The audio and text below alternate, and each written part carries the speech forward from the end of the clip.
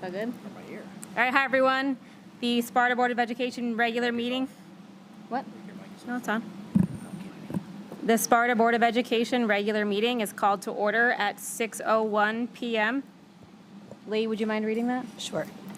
The New Jersey Open Public Meetings Law was enacted to ensure the right of the public to have advance notice of and to attend the meetings of public bodies at which any business affecting their interests is discussed or acted upon.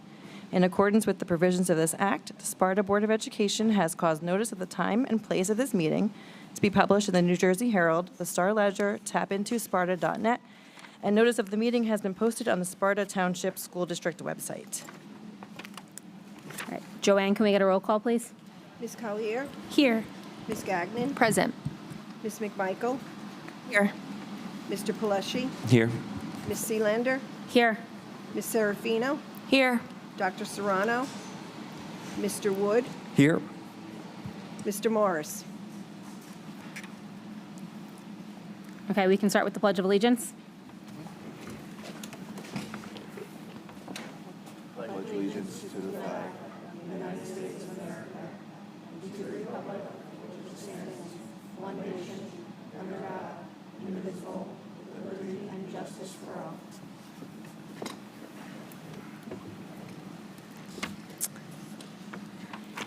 Okay, can I get a motion to go into closed session? Motion. A second? Second. Thank you. Everyone in favor? Aye.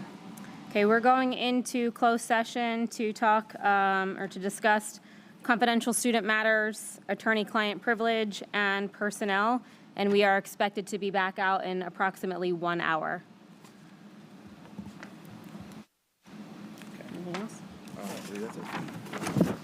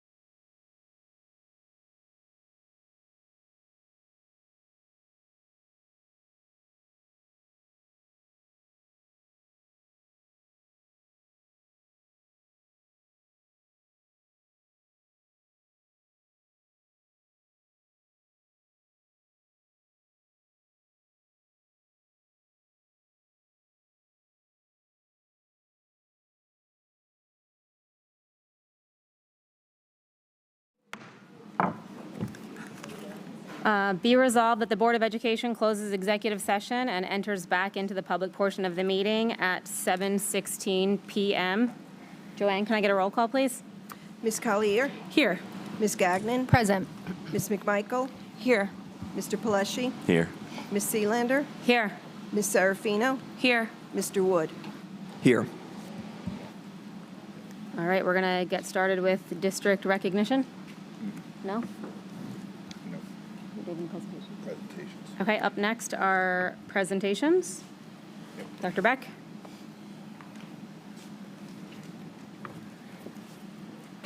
Looks like we have Dr. Beck, Tara Rossi, and Dr. Jane Esposito for this evening.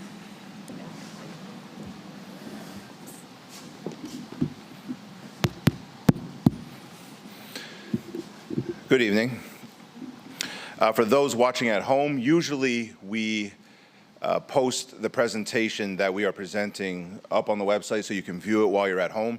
Tonight, or this evening, we were still revising it into a later hour, so it's not posted tonight for you to follow along, but it'll certainly be posted tomorrow. What we are presenting and discussing tonight is regarding the use of cell phones in schools. We're going to talk about things that we have been dealing with and addressing all school year, and where we will be heading next with based on what's been happening.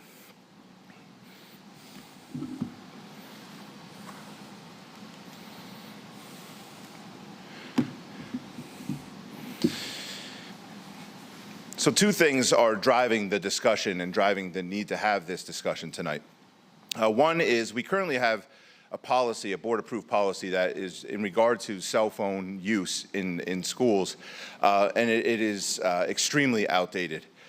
In that policy, it references pagers multiple times. Evidently, there's a problem with pagers. That's currently in the policy. And also currently in the policy is basically the fact that at no time should any students be using cell phones or such devices in school. And we know that's certainly not the case in the current day. So there's obviously a need to revise and update the policy based on it being outdated and based on what we are seeing as needs in our school buildings. So I am joined by Dr. Jane Esposito, Supervisor of Mental Health and Wellness, and Ms. Tara Rossi, who is our Assistant Superintendent. And so over the course of the past school year, our administrative team and staff from around the district have encountered and addressed many issues surrounding the student use of cell phones in schools. We engaged in numerous meetings with one goal as the priority: continued commitment to creating a safe, healthy, and optimal learning environment for all students. We've encountered issues with cell phone use as it pertains to affecting teaching and learning, as it affects student mental health, as it affects district safety, security, and operations. So first, to discuss how it affects mental health, I will bring Dr. Esposito up. Hi, good evening. Thank you so much for allowing me to take some of your time to talk about this very important topic. So, as we know, like with technology and the advancement of technology, and it's coming at us at, warp speed, it's such a great thing to be able to take this opportunity to talk about how this advancement in technology is really affecting us as human beings, and particularly how it's affecting our youth and their development. So some things I'm going to talk about tonight are the effects of youth mental health. How does our cell phone use affect our youth mental health? And I want to say it's not just the cell phone. It's not just social media.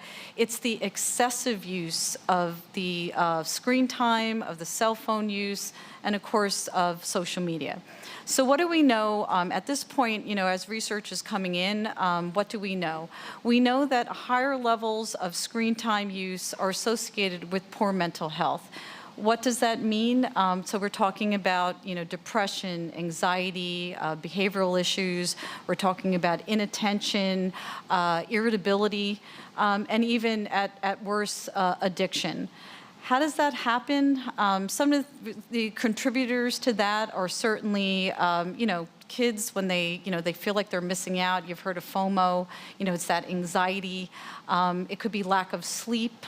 We know that sometimes it's too much cell phone use, at nighttime. It's the blue light. And it's those feelings of inadequacy. I mean, even as adults, when we see other people's pages and posts, sometimes it looks like everybody's life is so wonderful and beautiful. But we, as adults, with hindsight and foresight, we recognize that that's not real, right? Our youth are not able to really separate themselves from that, and that could cause a problem. There's also the issue of cyberbullying. So when we talk about the excessive use, we know that there's a dose-response relationship. So the higher level of doses of screen time use could have an impact on having those type of poor mental health on the other side. What are we talking about? And when we talk about excessive, so, we all know that we're using our phones a lot, but when you actually quantify it with a number, it can be pretty startling. So some of the things that we know is that on average, youth are checking their phones anywhere from 2 to 498 times a day. That's a lot. On average, 237 notifications you ever see when, you put your phone down and it's just continually buzzing. And that happens about 23% during school and 5% at nighttime. TikTok, it's being used by 50% of our youth, anywhere from 2 to 7 hours a day. Instagram and Snapchat took up most time, about 32%. So we know that our youth are using the phones 90% of the time. One of the challenges that we're having is that, you have to consider this. Social media is designed in highly sophisticated ways to use behavioral psychology, to use neuroscience, and artificial intelligence to promote behavioral reinforcement and behavioral addiction. So that's a big hill to get over. The social media platforms, their goal is to make money. But as us, as parents, as educators, we have to take that into consideration when we're looking at how do we mitigate this. The good news is that there are positive ways that we can mitigate it, and one of the ways is media literacy, exactly what we're doing right now, having those conversations, bringing this information home to our families, talking about setting limits, reducing use, daily non-screen time, and in-person interactions. So again, this is not about banning cell phones. It's just about having an awareness, having discussions, and being able to put in those positive interventions. So again, thank you for your time. If you have any questions, please feel free to reach out to me. Thank you.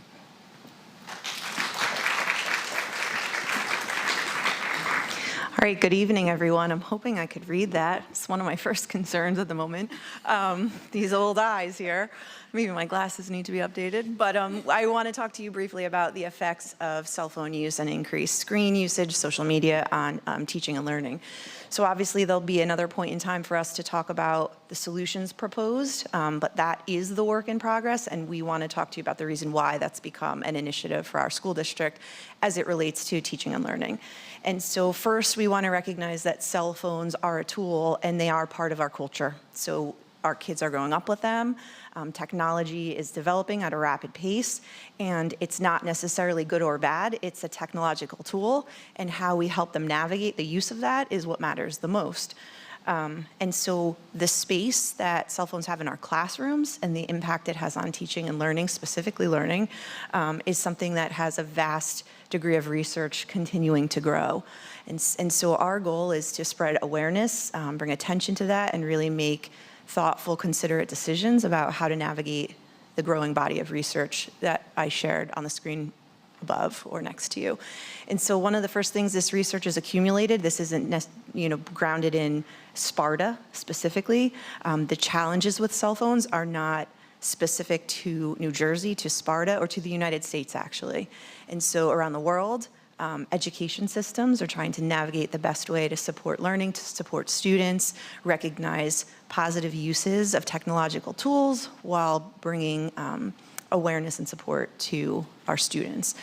So we know that 51% of students have reported that they do use their cell phones for non-educational purposes in class. 80% of students believe that they self-report that their performance in the classroom does suffer because of cell phones. 35% of high school students have admitted to using cell phones to cheat on an assessment or an exam. 10.6% is the number of, or the amount that we see in lowering test scores or a reduction in performance among students who are regularly distracted by messaging and notifications on cell phones.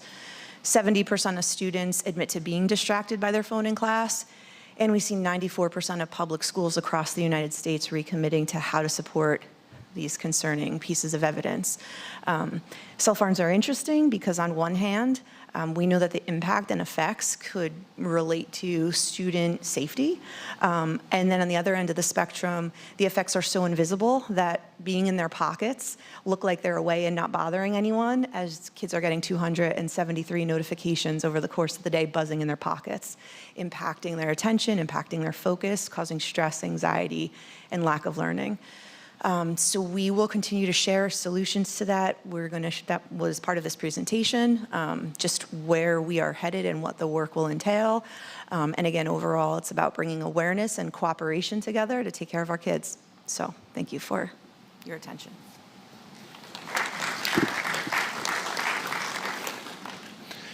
So I'm sure nothing that has been shared this evening, besides specific facts, specific statistics, none of this comes as breaking news and shocking news, right? We all acknowledge that cell phone use has become an issue, especially with our children, with our students.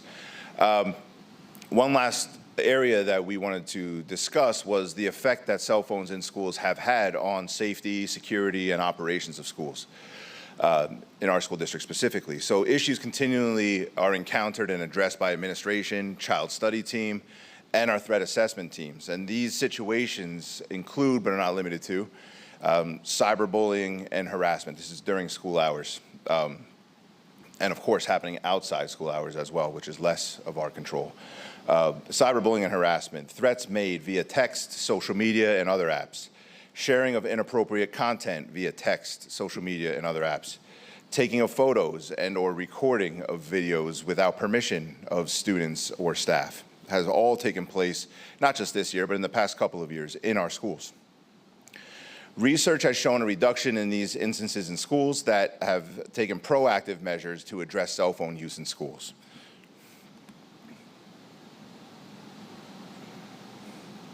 So what have we been doing? What has taken place so far? This school year, we decided to really focus on this initiative, and we've been in stakeholder engagement all school year, stakeholder input. The internal stakeholders that we have been engaging all school year has been the administrative team, district staff and teachers, the Ideas Committee, which is the SEA/Board of Education Roundtable that was recently created, and the CARE team, formerly known as the Threat Assessment Team. These discussions have taken place frequently amongst all of these stakeholders. And of course, as a district and as an administrative team and staff, we have been doing a lot of research on this, and the research has been presented. That's just a snapshot of the research that we have conducted and learned over this past school year. One of the things that comes out when you look at the patterns throughout research and throughout the information that we're having more and more provided to us is the importance of grassroots movements and collaboration. So working together as a school system, outside partnerships, collaborating schools, parent community, and not relying on technology vendors and big tech to put age-appropriate restrictions or to help us solve this problem. It has to be community-based, and it has to be led from the bottom up, and that is really where solutions are going to make the biggest difference for our kids and will require us not to wait for someone else to solve these problems and address these concerns. So we have worked with several different districts. It's been very helpful because some of them are already in the exploration of how to approach this a little bit differently. And so we can learn from them what's working and what's not working. They've been very communicative, as have we when being asked by others. We established a partnership. We've had a partnership with the Sparta Municipal Alliance. We're really grateful for that work. This is an initiative that they're working on as well. So we're looking at different programming and deciding how we can engage in all aspects of the community to grow awareness and spread information. The Municipal Alliance has supported us for some time. There are things that are already in our buildings that we have partnered with them on. Some of those examples are up there for you to see: LEAD, circle groups, peer leadership initiatives, and the Align program. They have been fortunate to acquire new funding through the opioid settlement, and so they've been able to expand the supports that they can provide. Also rebranding their messaging from do not do drugs, which obviously is important, but really looking at enhancing and promoting healthy life choices, which includes, substance abuse and more, things that are really affecting our kids, and making sure we're addressing their physical and mental well-being.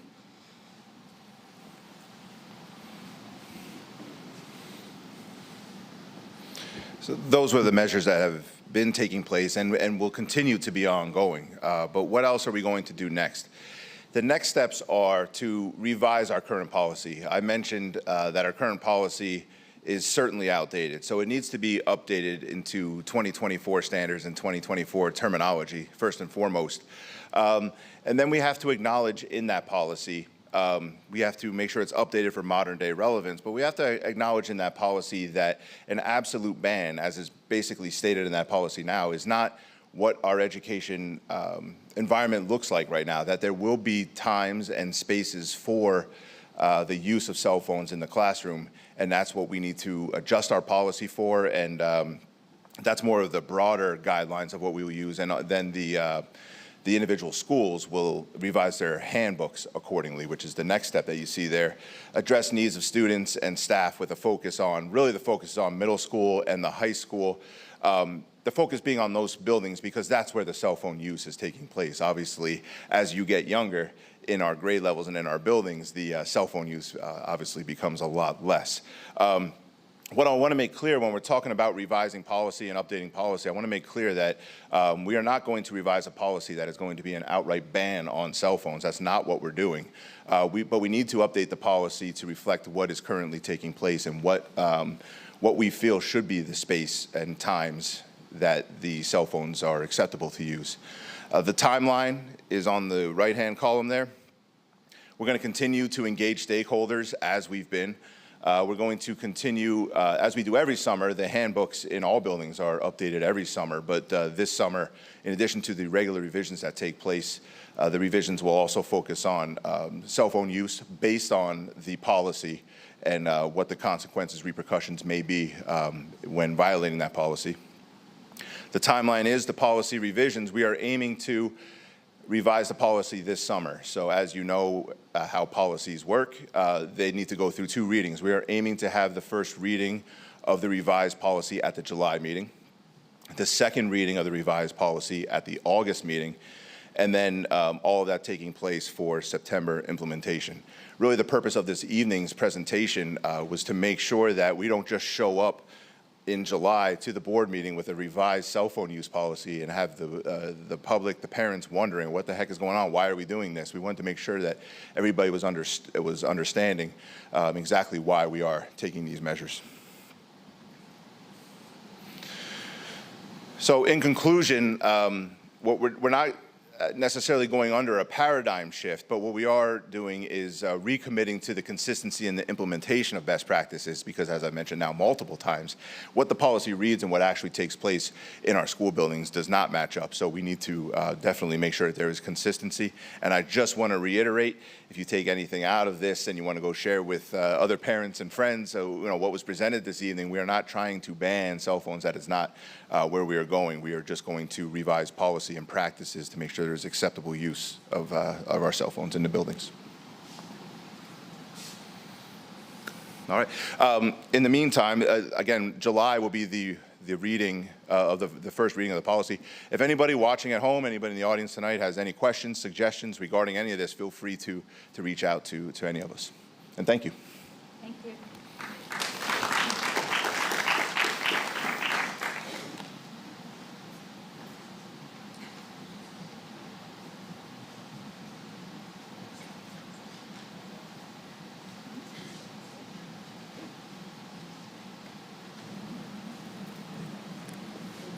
Okay, up next is our student representatives report. I cannot believe that we are already in June. It feels like you guys just took your first seat at the table. Let's hear what you guys have to say. First of all, we would like to give a shout out to Kaylee O'Brien, who is here tonight, and Jake Kerner for working with us on the Executive Student Council this year. Our senior council members graduating next week have had a great experience working with all of the grade levels and the advisors throughout the past year and years prior. We also want to thank the Sparta schools and Sparta community for all of the great memories it's provided us. And now to introduce our new executive board, some of the officers attended tonight. So we have Devin Dobbs is going to be the new president, and Maren Byrne will be the new vice president. They're both here tonight, and they will also be your board representatives next year. Gianna Ramiri is going to be the secretary and treasurer, and then Abby Weisbeck will be the historian.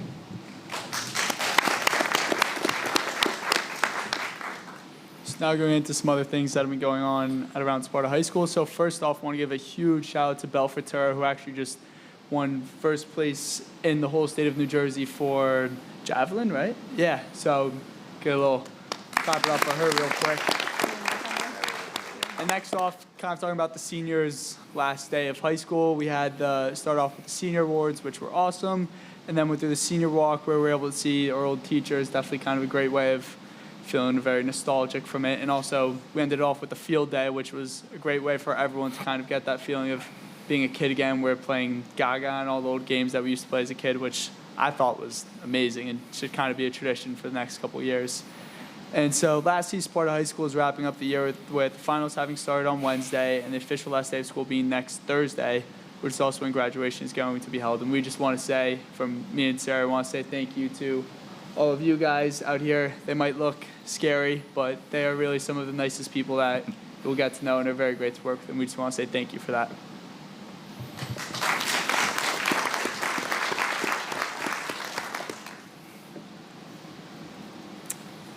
Okay, can I have a motion for the approval of minutes? Motion? Second. Any discussion? Everyone in favor? Aye. Okay, the superintendent's report? All right. So just one more time, I believe I acknowledged them last month, but this is their last meeting, so I also want to acknowledge Sarah and Parker as an absolute pleasure to work with. And welcome to the new officers. I will be reaching out to you soon, well, as we start to approach the new school year. What we do is we have pre-meetings before the board meetings. We did not have one this month, I apologize. And then, just to talk about what's going on at the board meetings and then any concerns you may have. And it's a nice ongoing discussion that we've had, starting actually last year with Mr. Wood and moving on to this year. So thank you. On this evening's agenda, you will see our district's safe return to school plan recommended for approval. The embedded emergency virtual plan is an NJDOE requirement for annual submission and is necessary to have in place should we ever need to revert to remote instruction due to natural disasters or health-related school closures. The Safe Return to School Plan is a federal American Rescue Plan requirement to be updated and submitted every 6 months as it is tied to federal funding. It appears that with ESSER funds expiring, that perhaps this will be the last time we need to approve and update the Safe Return to School Plan. Part of the plan's requirements is to solicit feedback from the community, so if anyone has any suggestions regarding the Safe Return to School Plan, please feel free to reach out to me. Had we had our pre-meeting with, if I had scheduled the pre-meeting with our students here, we would have not reiterated, but I'll do it anyway. The athletic achievement that was achieved yesterday from Bella Futura is also part of my superintendent report. Can't be overstated. It's a huge accomplishment. While our spring athletic teams had many accomplishments of note, I would like to point out one individual achievement this evening that is fresh off the press from yesterday. Bella Futura, who already set a school record in javelin and earned the Group 3 championship in javelin, yesterday won the Meet of Champions, which makes her the outright state champion in javelin, which is unbelievable. So congratulations again. And thanks for stealing my thunder, Parker. Please join me in congratulating our Project Lead the Way biomedical engineering teachers. For the second year in a row, we have been named a Project Lead the Way Distinguished High School. Congratulations to Sarah Paisano, Lisa Cummins, and Mr. S. for everything you do to make these courses amazing for our students.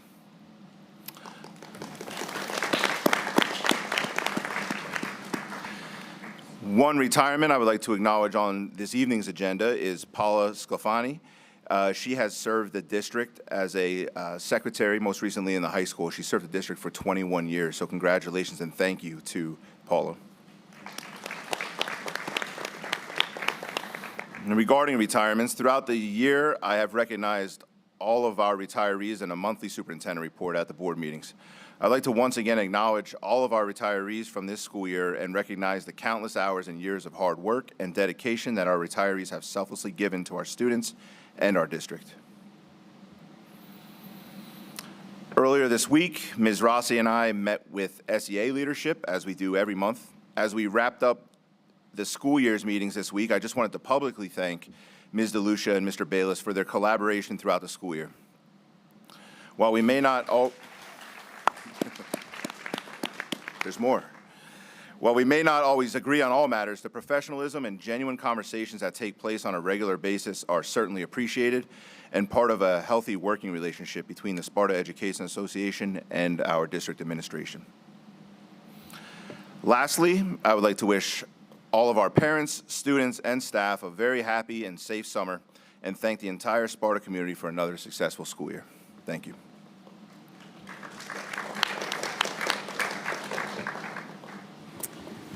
Can I have a motion to move 11.1, the approval of the HIB report?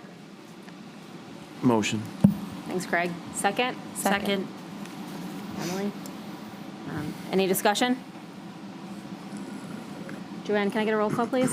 Ms. Collier, Yes. Ms. Gagnon, Yes. Ms. McMichael, Yes. Mr. Pelesci, Yes. Ms. Seelander, Yes. Ms. Serafino, Yes. Mr. Wood. Yes. Do we have any delegate liaison reports?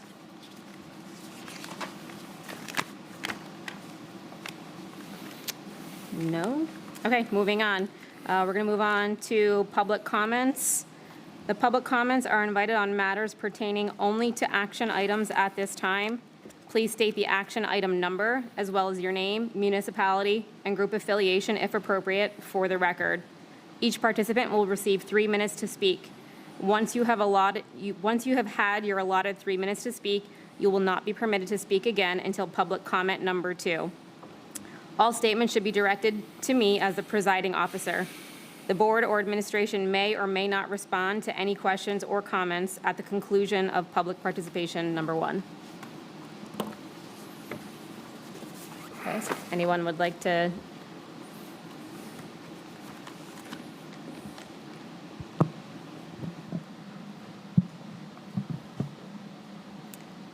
Hi, I'm Julia Madani, Wantage, New Jersey, and this is in reference to 15.7. Please excuse my unusual attire, as I just left a wedding to attend this meeting. Thank you for affording me the opportunity to speak. I've been working in childcare for 7 years. After graduating college and entering the business world, I quickly realized my heart belongs in education. From there, I began working as a paraprofessional at Alpine. In my paraprofessional role, my heart was immersed into the world of special education. Each day presented new opportunities for me to learn and understand how I can best support student success. I was enthralled with how much knowledge I gained and how well established the school system is here in Sparta. This gradually paved the pathway toward my aspiration of becoming a teacher. For 2 years, I've poured my heart and soul into working full-time, taking night classes in an alternate route program to earn my teaching certificate and achieving my goal of becoming a pre-K inclusion teacher. In my 3 years of working at Sparta, I've created everlasting relationships with students, parents, and coworkers. Each educator brings a unique set of skills, experiences, and insights to the table. Whether we integrate innovative practice or address diverse learning needs, collaborating with my team has been transformative throughout my career. I've worked closely with special services to foster an environment of inclusivity and positivity in my classroom. Teaching can be such a demanding profession. There are days I walk out in tears as I wonder what other strategies can we try, how else can we best support the needs of each student. With that, my passion for this career is the driving force behind my dedication. Preschool is a unique grade level. In my interview for this position, I was asked, why pre-K? Without hesitation, I responded with, because of the boundless potential and development of autonomy of this age level. No 2 days are ever the same in the world of pre-K, and that's what makes it so exhilarating. I thrive on the spontaneity and unpredictability of teaching pre-K, knowing that every moment is a chance to spark curiosity, foster connections, and create lasting memories that will stay with my students long after they leave my classroom. As an educator, I understand the dynamic and evolving world of education. I do not and will not claim to know it all. With each day comes a learning opportunity. With each student comes a learning opportunity. I treat every student as an individual.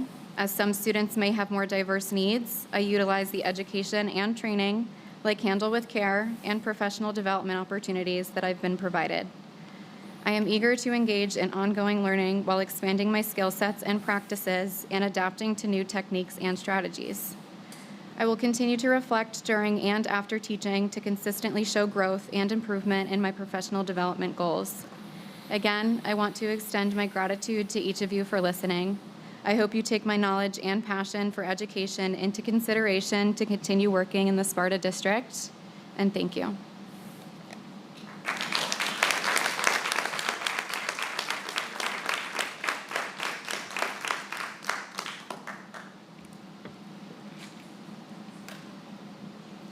Good evening, everyone. I will address 15.9, which is the staff renewals. And for this, I will actually be speaking as a Sparta council person and as your current mayor.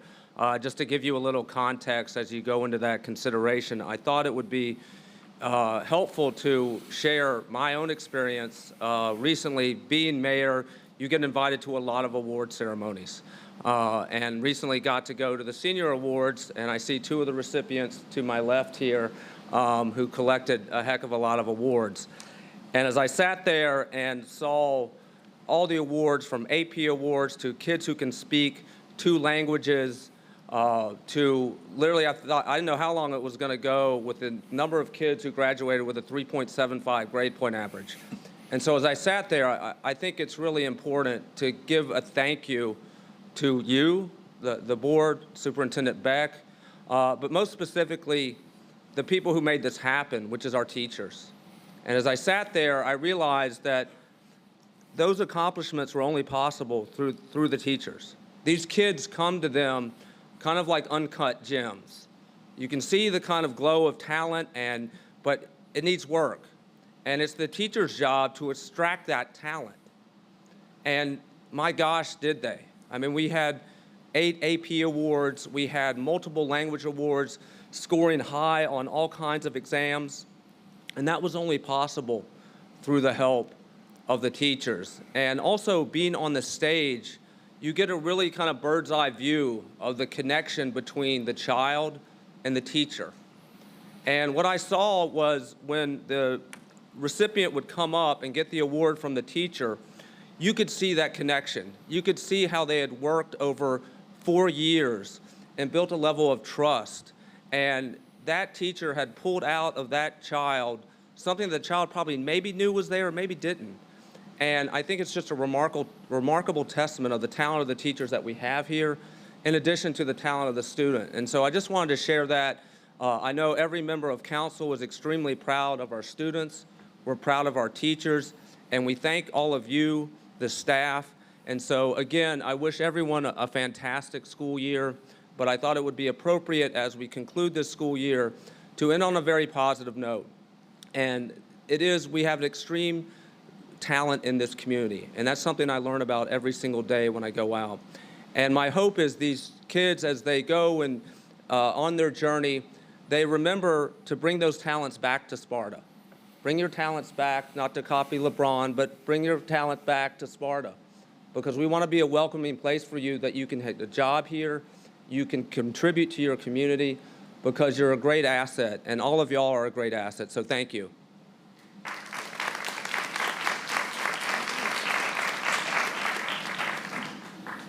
The coincidence of the mayor speaking on talent for teachers, as all of these people are here to support this teacher. What's the number? 15-7. I'm Mike Moreno. My kid's in Miss Madani's class. I'll make 2 points. The first on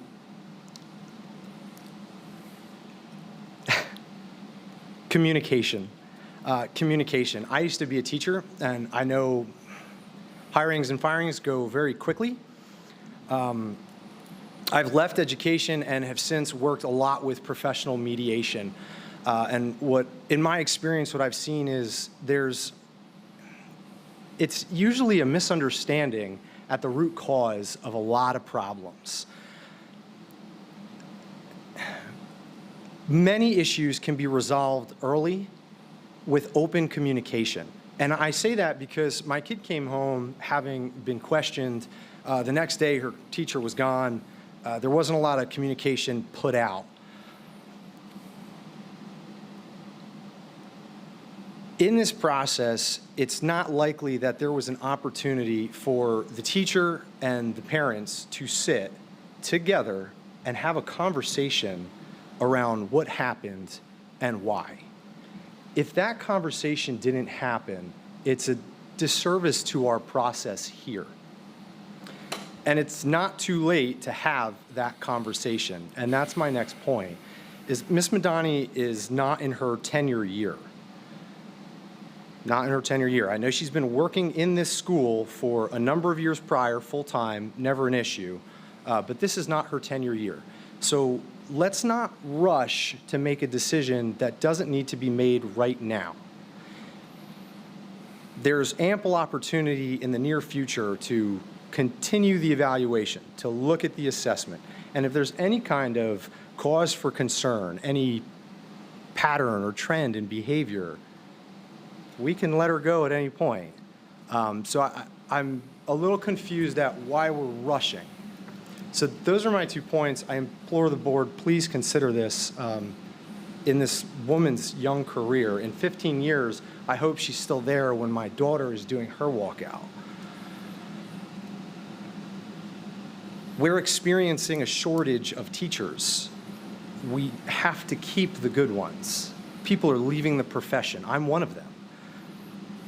Ms. Madani, and as you're going to hear from the parents of her students, is not just a great teacher, she's a great person. Let's continue to retain the talent in our district. Thanks.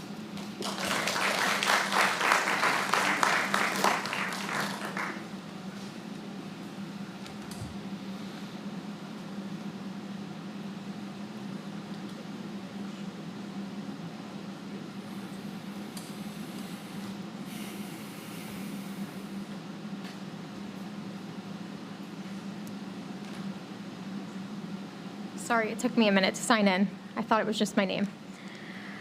Good evening. My name is Lisa Morano, and I'm here to object to Action 15.7 to rescind Julia Madani's contract for next year. I strongly believe that Ms. Madani belongs back in the classroom with our kids. I taught at Alpine School many years ago, some of your children. I knew then that that building, that staff, this community was so special. We moved here so that my children can experience the top quality education that I knew firsthand this district had to offer. The staff at Alpine are wildly talented and passionate, and Ms. Madani is no exception to that. As one of the class parents, I visited the classroom often and have witnessed Ms. Madani's demeanor and talent in the classroom. Every interaction I've seen between her and the children has been one of gentle care, respect, and attention. I leave her classroom largely impressed by her and her actions. My daughter has never come home buzzing with joy until she met Ms. Madani. When I ask her what's her favorite thing about school, the answer is always being with Ms. Madani. Even as the year went on and she made stronger connections with peers, that answer never changed. I have also witnessed the impressive degree of inclusivity she has in her classroom. Ms. Madani has met all challenges with a remarkable amount of understanding and individualized care. I've seen her flawlessly implement difficult strategies for both education and care. She so clearly works cohesively with the child study team to implement the best support methods for our students. I have no doubt that she has likely had glowingly positive classroom observations this year, and if you came into her classroom, you would think she was well-seasoned, not in her first year. If you don't know her personally, she's kind, she's patient, she's loving. Her climate is warm, yet respectful of boundaries.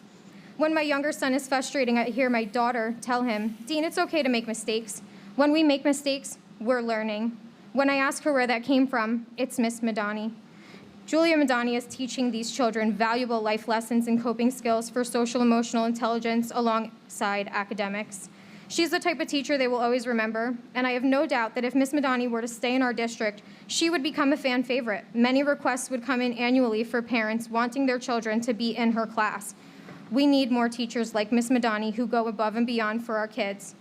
And although Julia Madani has worked in Alpine School for a few years, as a non-tenured teacher and a former teacher myself, I know she's not entitled to due process, but what I ask the board is to please consider the plentiful letters and emails that the parents have taken the time to write in support of Ms. Madani, as well as all of the support in this room tonight. It's not common that so many parents jump to the defense of an educator, let alone a first-year teacher. This public outpour of support should speak volumes to the type of teacher she is. Removing Ms. Madani from the classroom is not only a disservice to the children currently in class, but those that are supposed to have her again next year, and also the future children attending Alpine School that would be nothing shy of lucky to have her as a teacher. Thank you. Thank you.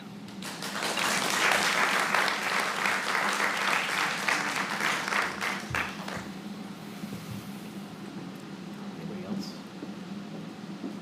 Oh, there we go. A lot of people.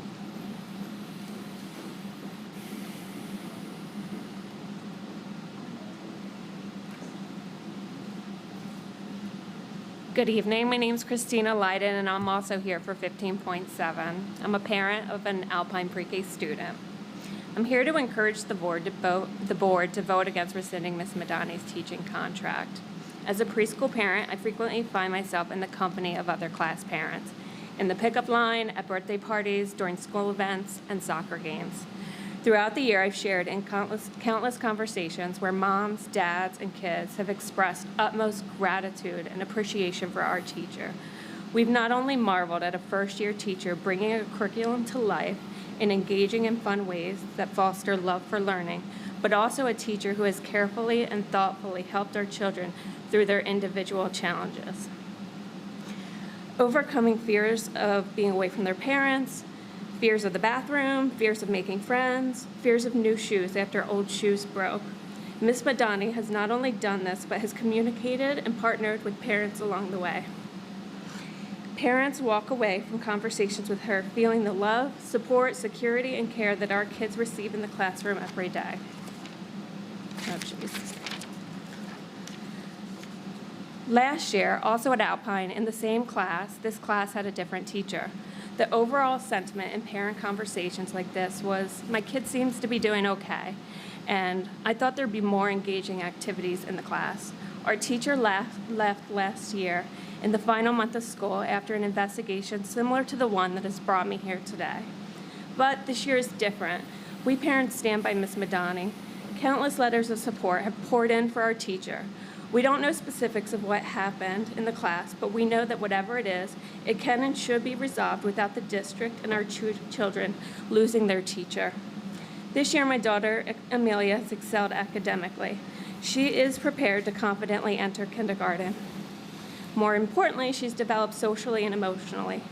Amelia is self-aware, determined, and holds strong to a belief that she can do hard things. These character traits have been nourished in Ms. Madani's class. Once she heard me tell her father that he was being annoying. She let me know that those words could wrinkle a heart forever. Those wrinkles never come out, Mom, she said. I asked her, what should I do? And she recommended I apologize to her dad and tell him that I would marry him every day.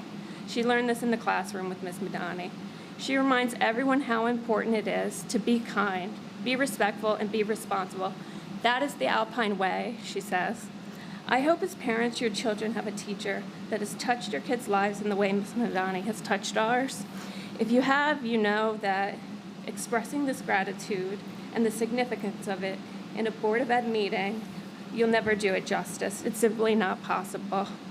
Again, I urge the board, for the sake of Sparta children, to hold tight to their teacher, I urge the board, for the sake of the children, to hold tight to this teacher, Ms. Madani. Her and teachers like her are the key to excellence in our schools and our community. I do not support a recommendation to rescind her contract, please.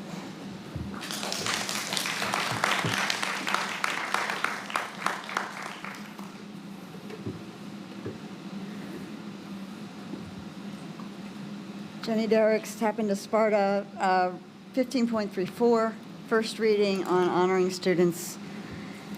Not to be nitpicky, G, presentations, number 2, this is for regulation 5440, annual academic awards and academic excellence dinners. So while we're at it, while you're doing the revision, why not make it accurate? There are 2 dinners, but most academic awards are presented in daytimes, in-school ceremonies. So just, again, nitpicky, but maybe we could make it accurate. Thank you.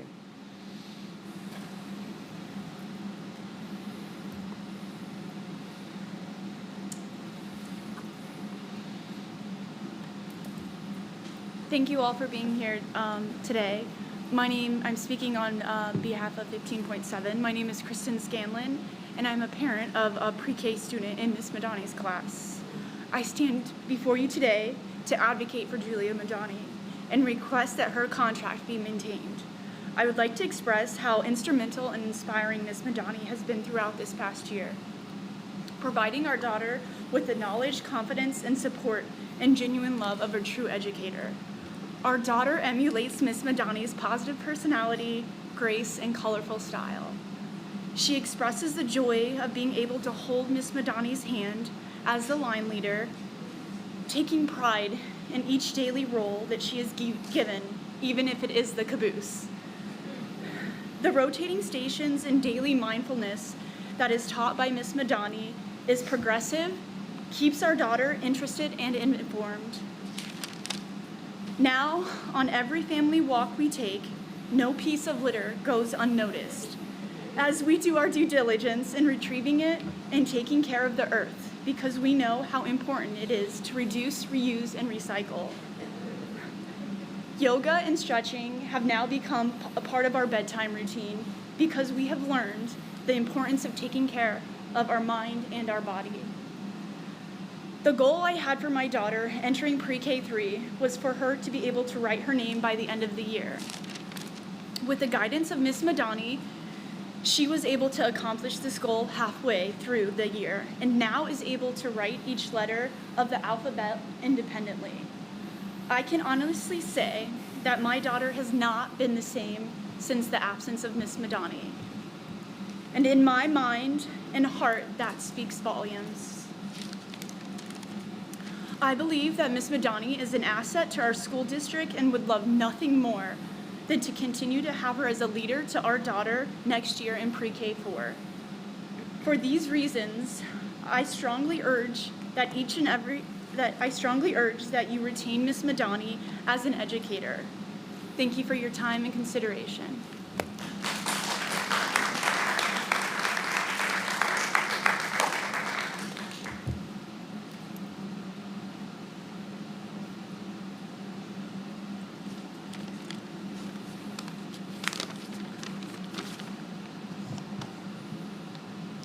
Hello. My name is Kyle Scanlon, and as my wife mentioned, we have a 4-year-old in pre-K3 with Miss Julia Madani here. It's great to see just the overwhelming support that you're seeing in this room for Julia Madani. Our daughter, Eleanor, absolutely loves Miss Madani, and these past few weeks have been very difficult for her to understand why her beloved teacher is no longer in class each day. Eleanor has received such a high level of education this school year under the tutelage of Julia Madani, and we want nothing more than the opportunity for our daughter to continue learning from Julia as she repeats pre-K next year. Being a teacher in today's day and age is no simple job. What Ms. Madani has done with her class curriculum and the different stations and learning objectives is truly remarkable.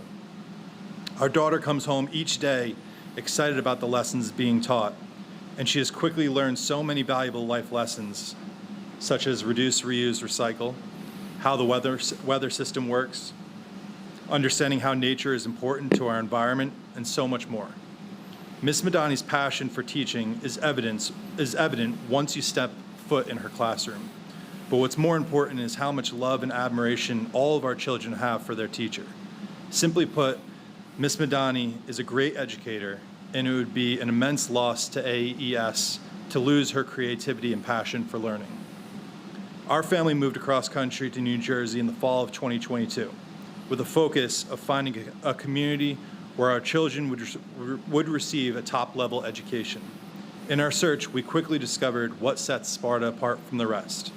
And to have Miss Madani as our daughter's very first public school teacher is everything we dreamed of when we made our move. Your judgment here today impacts every one of our children, but more importantly, it impacts a great person and teacher in Julia Madani. I urge everyone on the board here to reflect on moments in your life or your career where maybe you faced adversity yourself, and how a little leniency and patience in those moments could have a profound difference in shaping your character. Julia Madani is a great teacher and an even better person. Please find it in your hearts today to do the right thing and reinstate her immediately. As evidenced by the support of all the families here that are speaking on behalf of Ms. Madani, we would very much appreciate your decision. Thank you.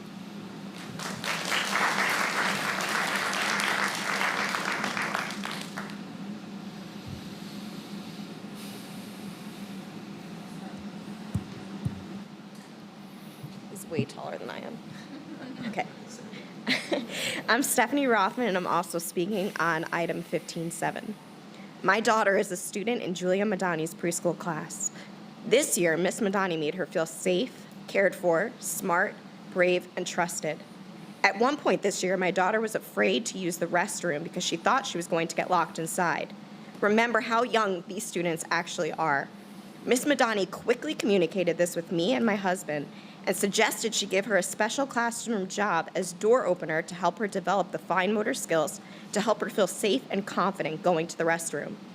She used creativity to not only help her, but make her feel safe and special instead of brushing it off as an irrational fear. And we appreciate the communication throughout as well. My daughter has thrived this year and grown not only academically, but socially and emotionally this year more than any other year. Prior to this year, Devin didn't speak. She cried at birthday parties, dance class, and any social event, including her own birthday. She clung to myself and my husband. She wasn't able to tell us about her day, and she was painfully shy. We voiced this as our main concern and goal to Miss Madani in the beginning of the year. Now, we can't get Devin to stop talking. She will talk to anyone and everyone because her confidence has grown so much this year. Let's get back to birthdays. A 5-year-old's birthday is a big deal. Our daughter spent months talking about her birthday. With her new confidence, she was so excited to celebrate her birthday with her class and her teacher, which she absolutely adores. Well, what happened on her birthday? The entire class, including Devin, was home with the stomach bug. Devin was absolutely devastated until Miss Madani took the time out of her day to call and sing happy birthday to her, to let her know that she was thinking of her and couldn't wait to celebrate again when she was feeling better. Devin felt like she was talking to a celebrity and spoke about Miss Madani calling her for weeks. She forgot that her birthday was spent in the bathroom, and she only remembers that her favorite teacher called her and sang to her. I wasn't surprised to hear that other parents experienced their child being given individual attention for their unique needs as well. I was, however, shocked to hear that such a talented teacher was being thrown this curveball. As a special education teacher of 15 years and an early intervention developmental specialist, I was truly impressed by Ms. Madani's teaching style and classroom management techniques this year. She took a new curriculum and made it fun and engaging while addressing the vast needs and abilities in her classroom. She differentiated all lessons to meet the needs of her inclusion classroom of 3 to 5-year-olds. And she did this all while making each student feel special, unique, safe, and important. Our family is so grateful for Devin to have had this year with Ms. Madani. Sparta is lucky to have such a talented teacher in their district. It would be such a disappointing disservice to the students of Sparta to neglect them from having her at some point in their educational careers. Our only hope is that our younger children will have her in years to come.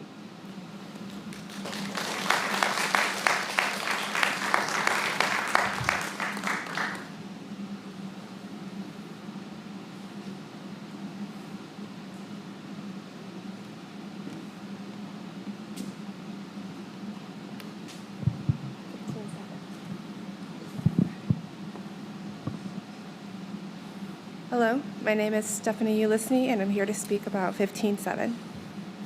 I first met Miss Madani in 2021 when I dropped my then nonverbal son off at school for the first time.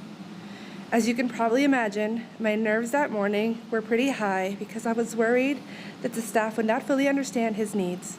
However, the anxiety that I was feeling began to go away from the moment I handed him over to Miss Madani. She reassured me that everything would be okay, and they immediately smiled at each other, and he walked into the school so happy without even looking back. As time went on, I could see his excitement every time he saw her, and my worry became a thing of the past. Shortly before spring break of that school year, my son began to talk, and it was so great to hear little tidbits about his day from him, which always included the fun activities he did throughout the day with Miss Madani. Later, as spring break was coming to an end, I asked my son who he was most excited to see when he went back to school, and he immediately smiled and said, "Miss Madani."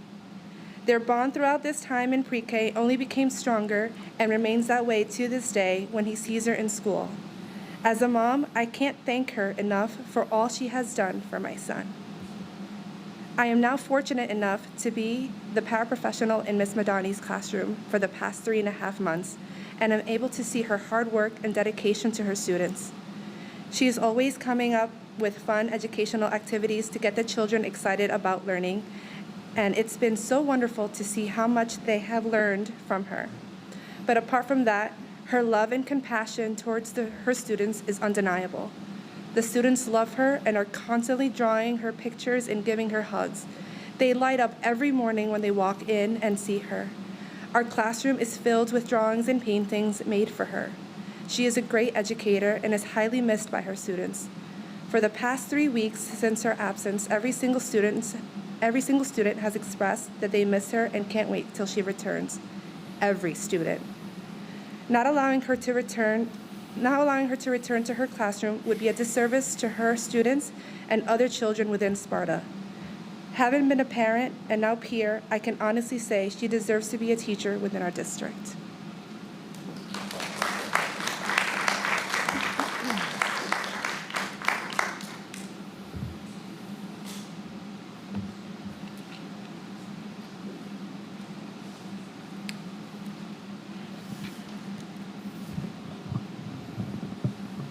Craig Ulysses, Sparta, 15.7. I am here in front of you to speak on behalf of Ms. Madani and the impact she has had on my child and other students within the district. As you should know, Ms. Madani has been an employee of the district for several years as a paraprofessional and a teacher, with no prior complaints or previous accusations. As you have heard tonight or will hear tonight, Ms. Madani is well loved and appreciated by her students and peers at Alpine. I can't believe we're actually here having this discussion. My son was in Ms. Madani's class for 2.5 years, which was an inclusion classroom. When my son started in her class, he was nonverbal and had a very short attention. During this time with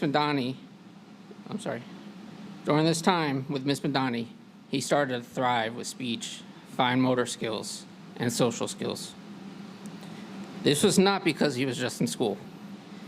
This was because of teachers like Ms. Madani, who actually loved their job and engaged with the kids to keep them interested in learning.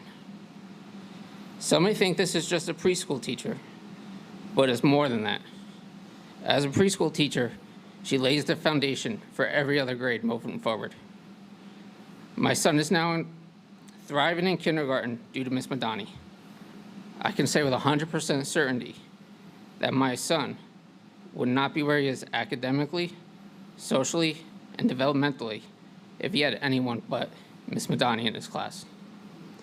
The fun and creativity she brings to the class is what every parent should hope their child gets in the classroom. If this district does not renew Ms. Madani's contract, it would be a massive loss to the children of Sparta. I urge the board to please renew Ms. Madani's contract on behalf of the children in this town. It is my understanding that this is simply because she does not have tenure.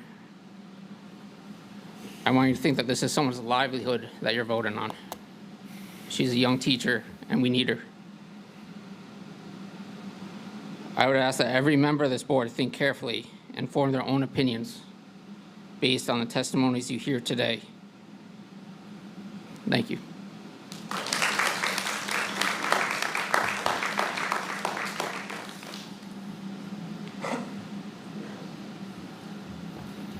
Is there anyone else? No.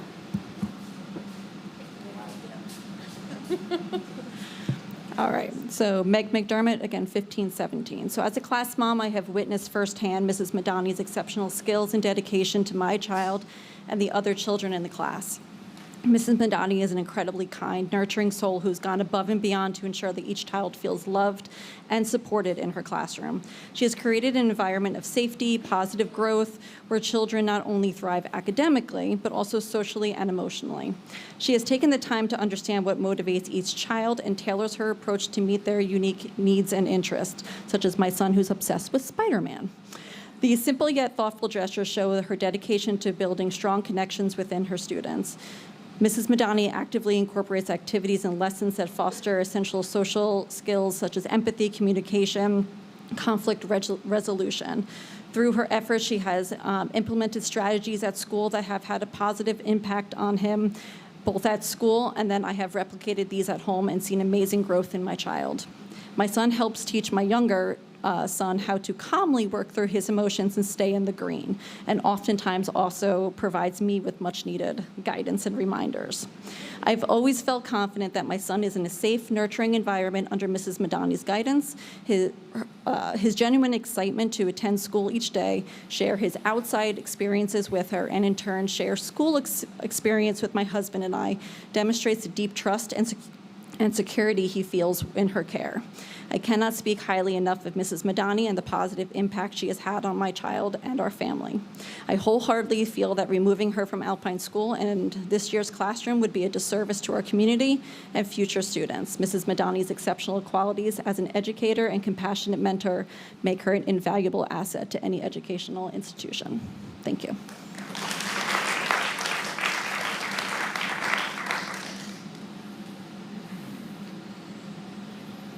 My name is Robert Otto.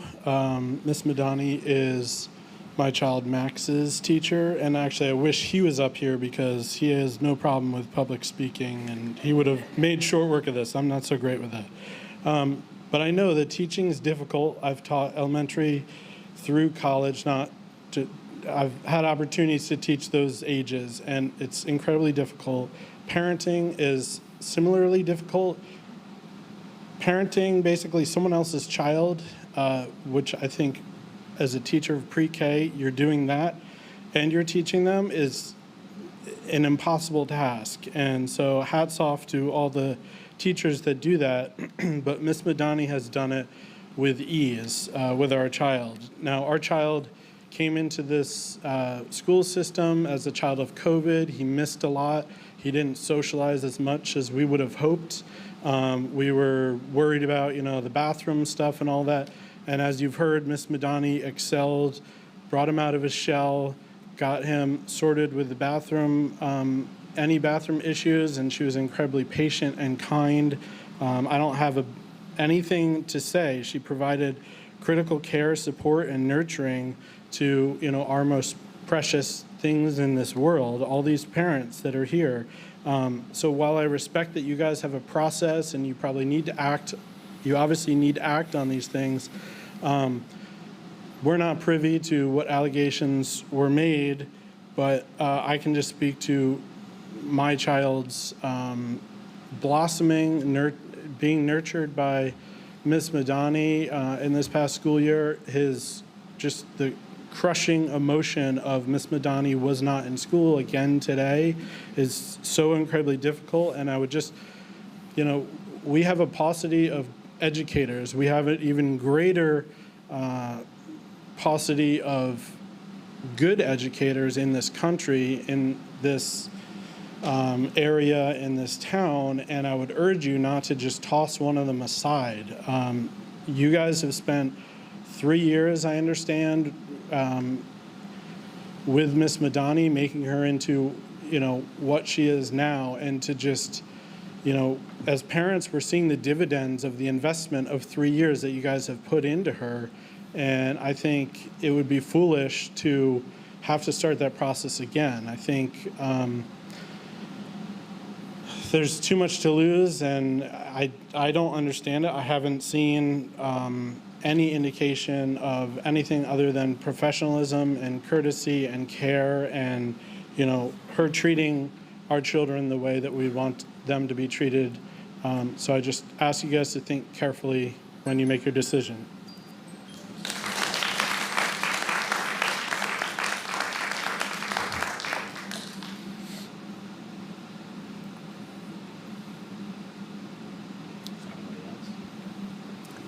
Is there anyone else?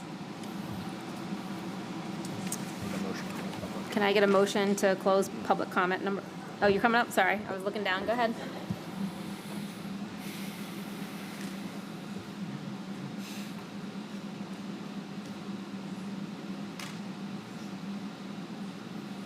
Hello, my name is Michael Haresi. I'm here to speak on 15-7.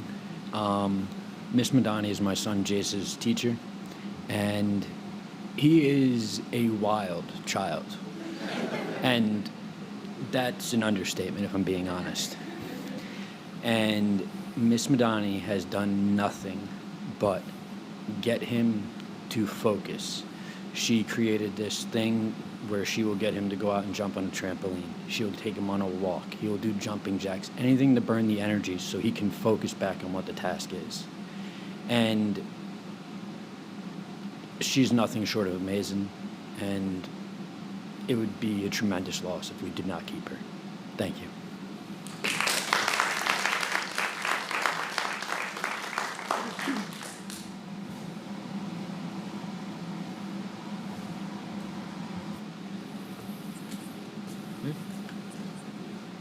Evening. My name is Joe Imperio. I'm speaking on the issue on 15.7, I believe. So I'm just here to say two things. That I'm for the reinstatement of Ms. Madani back into the classroom. And secondly, Ms. Madani, thank you. I just want to say thank you for being such a dedicated and caring teacher to my daughter. Now, I don't know Ms. Madani.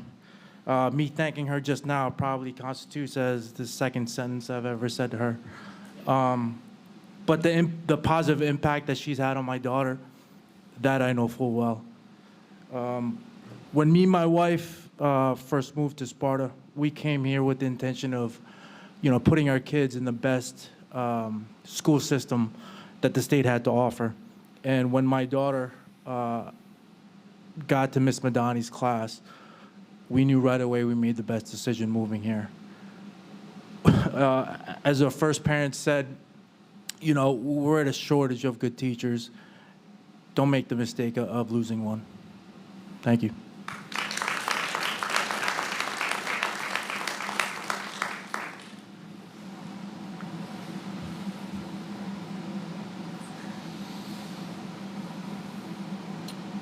Anybody else?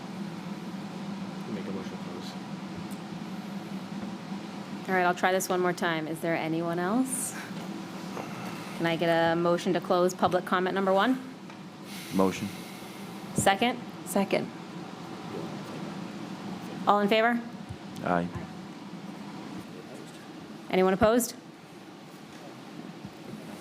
All right, we're going to move on to personnel and policy.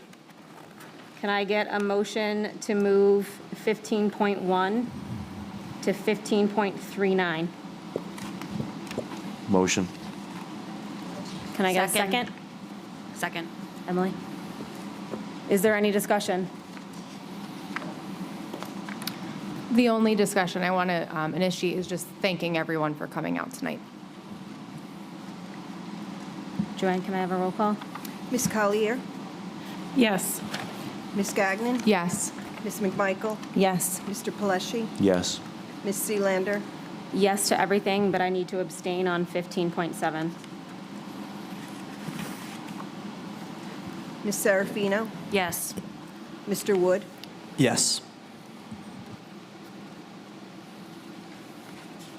Okay, we're moving on to curriculum. Can I have a motion to move 16.1 to 16.14? Motion. Second? Second. Thanks, Lauren. Any discussion? Joanne? Ms. Collier, Yes. Ms. Gagnon, Yes. Ms. McMichael, Yes. Mr. Pleshy, Yes. Ms. Sealander, Yes. Ms. Serafino, Yes. Mr. Wood. Yes.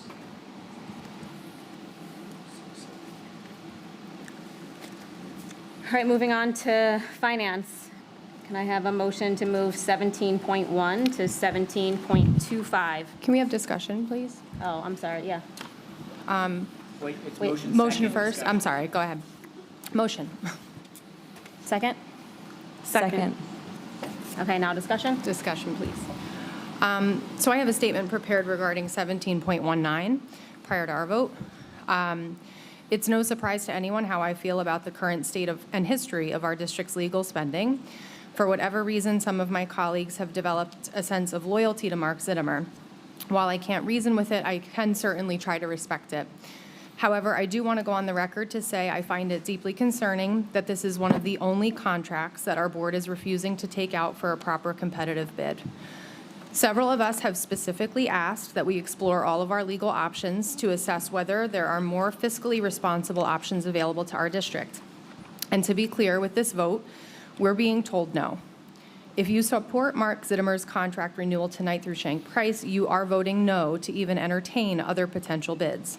And as I've expressed, I've heard plenty of excuses and not many good reasons to justify this. So I will now say what I have to say directly to Mr. Zittimer publicly, although I have expressed these concerns to him. I would like to list the reasons why I find your contract renewal problematic and some of the history leading up to my decision tonight. I have the following concerns.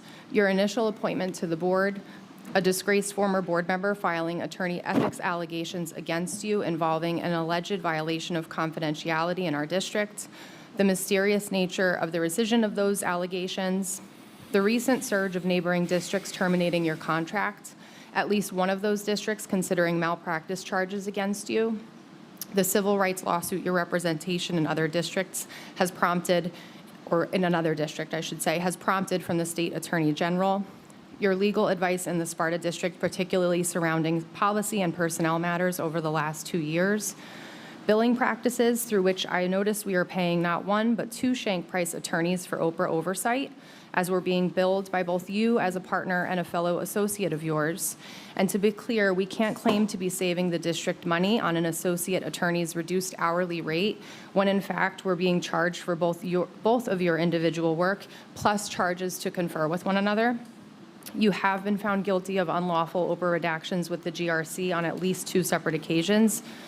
The fact that our district outspent 67 of 74 comparably sized districts across the state in legal expenditures alone for the 21-22 school year. The fact that our district budgeted $150,000 for legal fees for the 22-23 school year, but ended up spending $237,997 on legal in that 1 year. Year after year, we seem to be overspending in this area, sometimes by tens or even hundreds of thousands of dollars. So to clarify, Mr. Zittimer, while I do certainly appreciate the last discussion we had, truly, these concerns and the opinions and research that I've done are all exclusively my own. This is not a personal matter between us. It's once again, a matter of financial liability. I think Mark Zittimer representing this district is a financial liability. And I think after raising taxes 5.8% last year, it's nothing short of neglectful for us to not bid out this contract. And that is no slight to Ms. Black, who is consistently exploring and finding ways for us to save money as a district. And I think as a board, we should do our part to support those efforts. Since my colleagues are likely refusing to take this contract out for a proper competitive bid, I recognize there's little I can do or say to change the outcome of this vote tonight. I'm sure Mr. Zittimer will be our attorney for another year. But we can't claim to care about our district's financial state when we blatantly ignore areas of problematic overspending. Again, some of us have asked that we explore our legal options as a district, and to be clear, we are being told no. and it saddens me to think of the programs, resources, and even staff that we could possibly fund if we took a responsible look at our legal options. All of this said, I will work alongside Mr. Zittimer professionally, just as we discussed, and I will strive to build mutual trust and rapport between us. I will say our engagements since I've come to the board in January have been very positive and respectful, which I appreciate. But our professional relationship does not alleviate all of my concerns. I do believe our district can do better when it comes to our legal spending and this contract in particular. And as a result, I'll be voting no to agenda item 17.9 to renew our board attorney Mark Zittimer's contract through Schenck Price, as the proper RFP process has been denied. Thank you.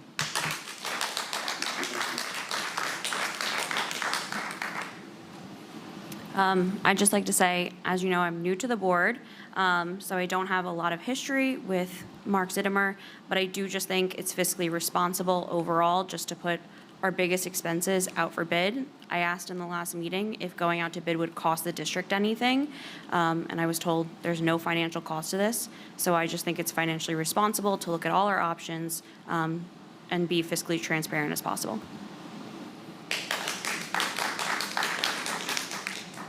And just to follow up with Emily, and unlike Caitlin, I actually don't have much of a gripe with Mark. I don't know too much about him, and I don't know much of the history.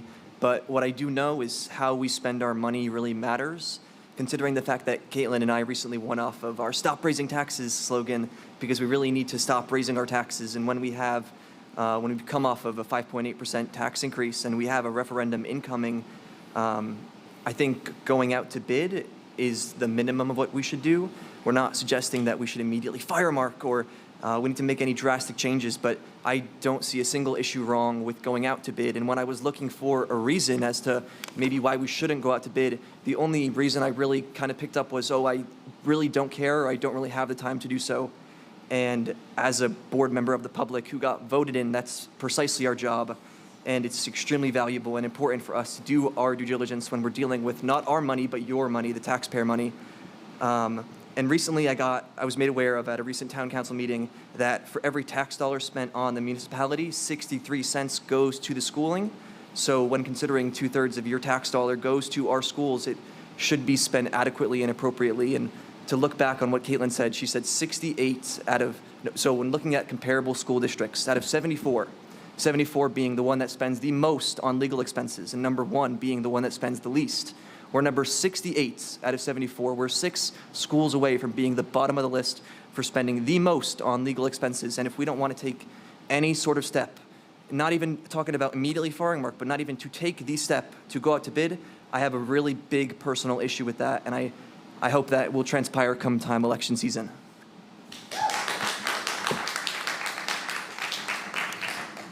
I'd like to offer a differing opinion as someone who sat on the board for several years and had the opportunity to work with Mark Zittimer.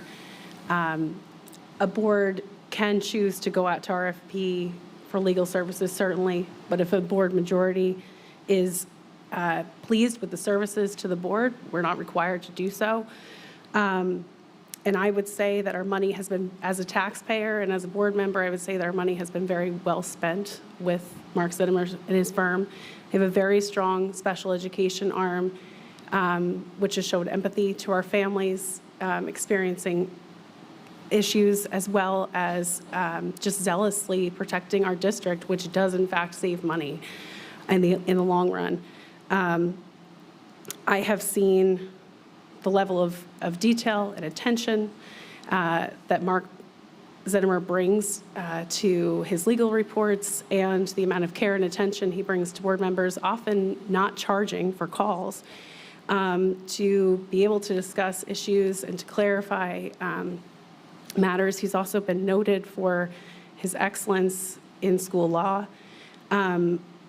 We have to make decisions based on our district, and I don't think it's fair to bring in to discussion other districts and what is going on. We can't, just as we can't speak to all matters in detail, he can't provide that detail of other districts with that confidentiality.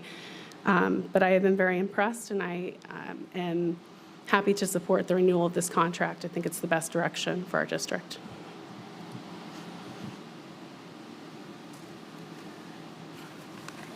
Anyone else? Joanne? Ms. Collier, Yes. Ms. Gagnon, Yes to all items except 17.19, which will be a no. Ms. McMichael, Yes. Mr. Peleschi, Yes. Ms. Seelander, Yes. Ms. Serafino, Yes, except for 17.19, which is a no. Mr. Wood, Yes, except for 1719, which is also a no.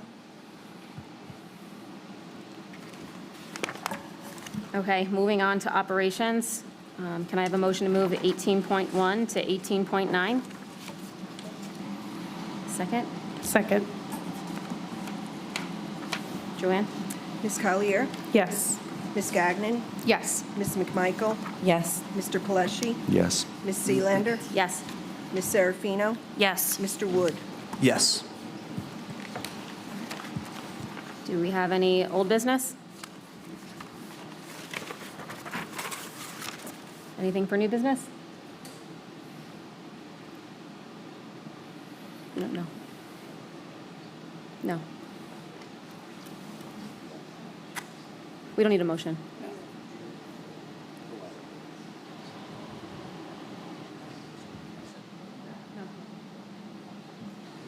Okay, so we are moving on to public comment number 2. Excuse me, Wendy. I just wanted to say, are we planning to make a motion to accept the evaluation? I'll ask Mark, but I think he said that we didn't need to do that.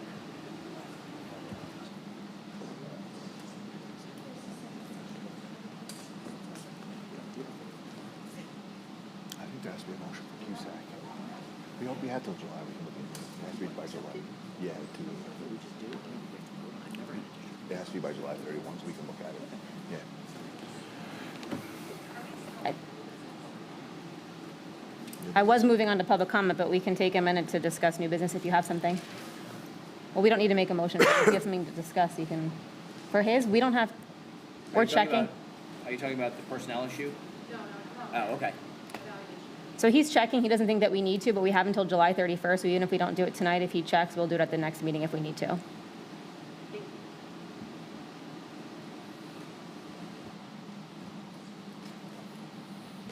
Okay, so public comment number 2. Public comment number 2 has the exact same rules as public comment number 1. You have 3 minutes. You're not permitted to speak after that 3 minutes. You should have all of your comments directed towards me. We may or may not answer any questions or comment, and this can be on any matters pertaining to the school district. Just make sure that you sign in and all that good stuff. Good evening.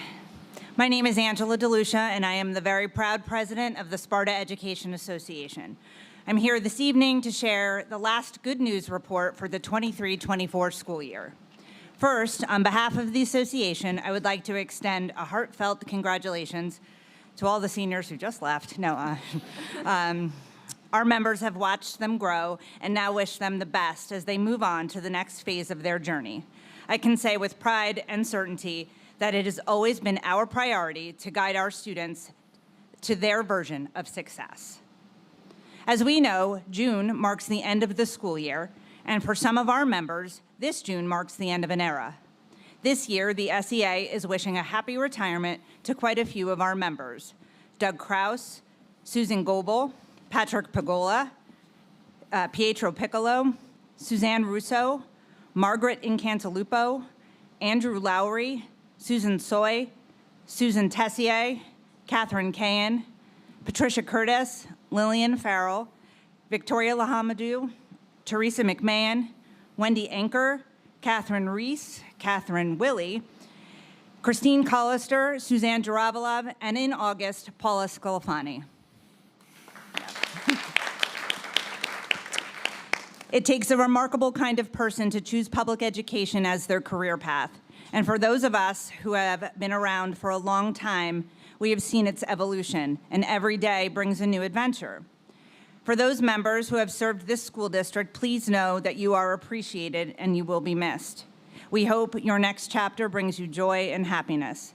This chapter is done, but we know your stories are far from over.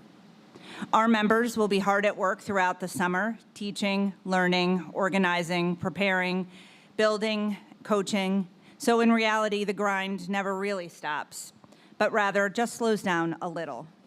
Before you know it, we will be back at it and welcoming new students and staff. But until that time, the SEA wishes the board and the community a safe, healthy, and restful summer. Thank you.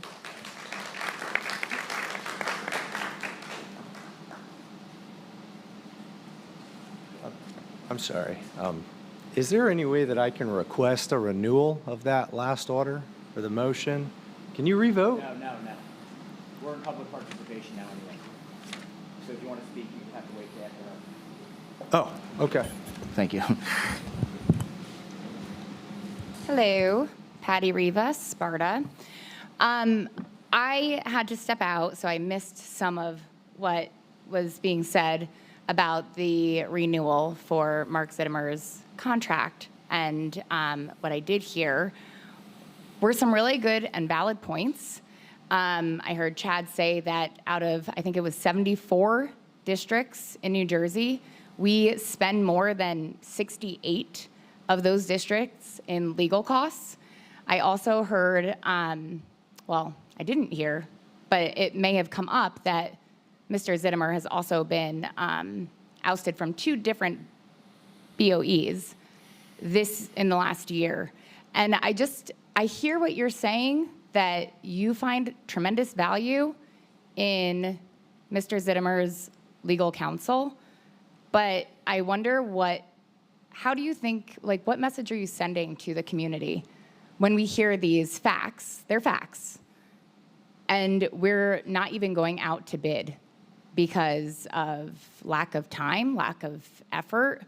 It sends a really terrible message. And for those of you sitting board members that are looking to be reelected this coming year, I just wanted to state that on the record, that this is a disservice to your community and to our tax dollars. Thank you.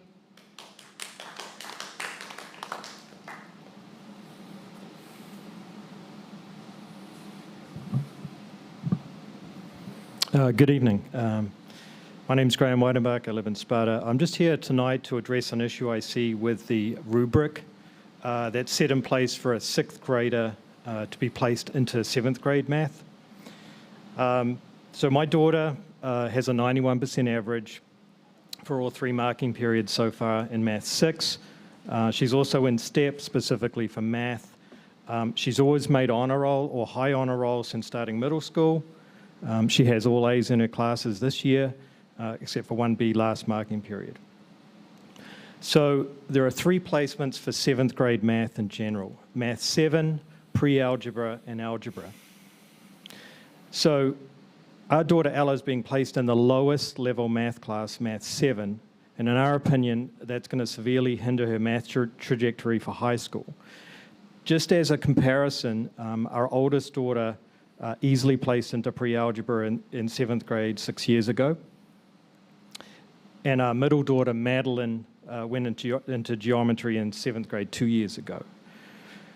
So there's a lot of faults we find with the rubric that's determining this math placement. So there's a parameter in the rubric called characteristics that support student learning. And that's given a very large 9 points on the rubric. And our daughter was given 4.5 out of 9. So despite all the positive things I said before, that she's a high honor roll student, she was given a 4.5. We don't even know what that means. None of this reflects any of the emails we've had with her math teacher or other teachers throughout the year.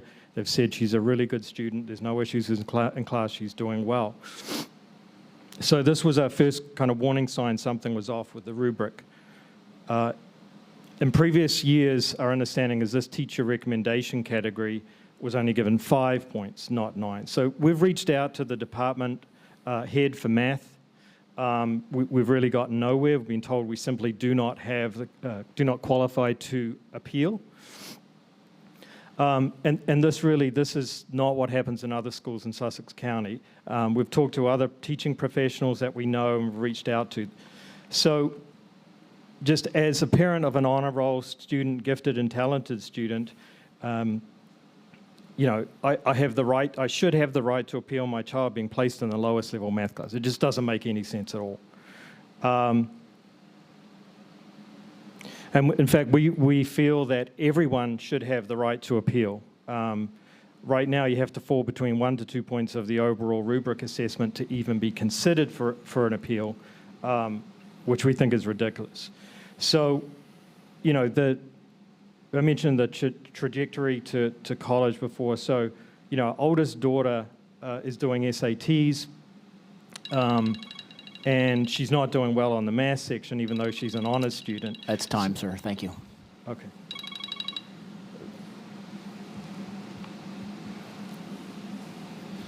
Anybody else?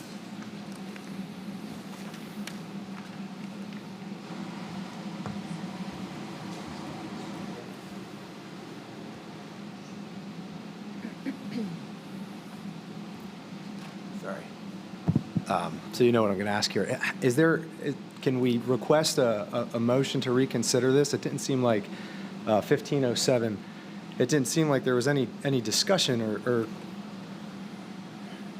is that? Yeah, so I should have said this earlier. The board is very constrained about what it can say publicly about personnel and staff issues. So as Ms. Gagnon pointed out, the board listened attentively, but they're limited in terms of what they can respond with. So that's number one. Number two, in terms of revoting, the action portion of the meeting has already taken place. And then lastly, but by statute, the board cannot appoint a staff member without the superintendent's recommendation. So short way of saying that there's nothing further that can be done this evening. Well, I mean, I know it's been a while since Robert's Rules. Usually there's an opportunity to recall a motion. When we all reached out to the superintendent with the assumption that that was what was going to happen prior to the board meeting, right? These decisions happen before we actually get here. A number of people emailed. I even stopped by, was told they didn't know where he was, received no call back. I don't think anybody got an email back either. I would hope that there would be at least some discussion. All these people came out to vouch for this woman's character.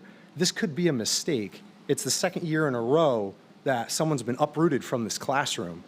I would request that, I mean, at least in a re-motion, go to a closed session where you can have the discussion.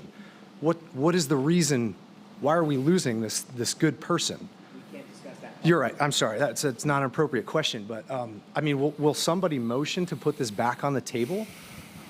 That can't happen without Dr. Beck's recommendation. Dr. Beck, can you take it back and have a more thorough conversation, please? That's not my recommendation at this time. And you can't tell us why your recommendation is to rescind this woman's contract? No, the board has been made aware. I'm sorry, what The board has been made aware. The board has been made aware, and no one else gets to know why we're losing a valued teacher. We can't, like I said before, we cannot discuss that publicly. Is the rep from the paper listening? That's a legal requirement. We're not allowed to discuss personnel matters of this nature publicly. Okay. I know that's not satisfying to people. I understand that, but that is the law. We listen, but we can't respond on certain issues, student matters, personnel, and the like. Understood. So has there been a discussion about this, or is it? It's not supposed to be a back and forth. We're going to listen to you, but it's not supposed to be a back and forth. Okay.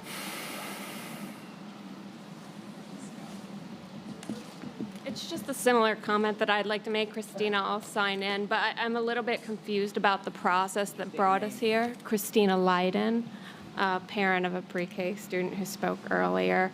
It was my understanding that we were here today to vote on the weight of rescinding a teacher's contract. And I don't know if, like, the people around this table are aware of this first-year teacher that just about every parent, maybe minus one parent who's involved in what could be a misunderstanding, has stood and spoke to the character of this teacher. And to hear you say, like, as the board, you can't make a decision or you can't weigh in or that's not your role, I'm just a little confused in the process. Like, what is the voting for the rescinding of the contract?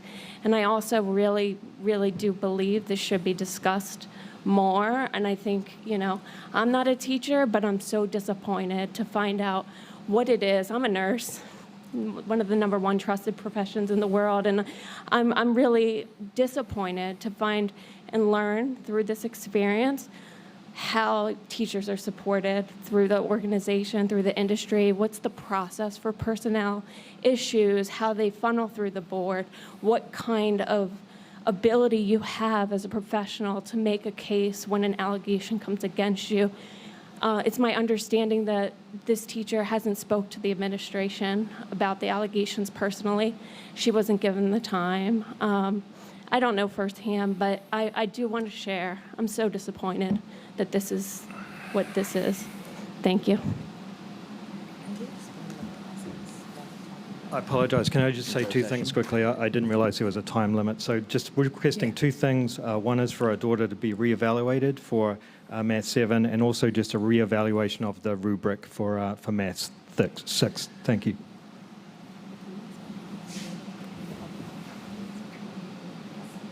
Yeah, I'll wait till the public participation's over, but yes. Hi, Craig Ulisny. I just want to say how disappointed I am. I just did, Craig Ulisny. How disappointed I am with the district right now. I know I'm not the only one. We moved across the country over here, and we ended up buying a house in Sparta because of the schools. It's no shocking there's a shortage of teachers right now.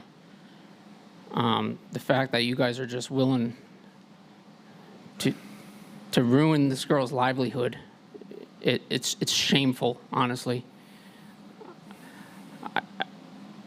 I know we can't go into details on what happened, but I know that she wasn't given due process.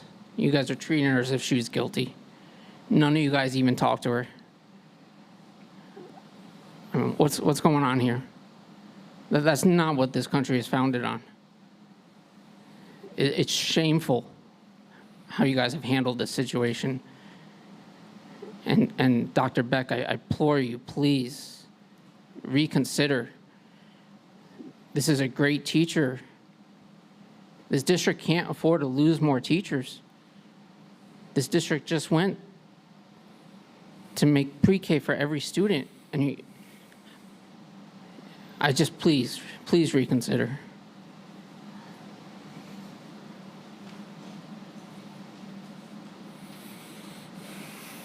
Yeah, if I could just second that. Kyle Scanlon, father of Eleanor Scanlon, who's in Mrs. Madani's class. I guess, I don't know why I'm directing to everybody. I should just really be talking to Dr. Beck, because you are the decision maker in this aspect.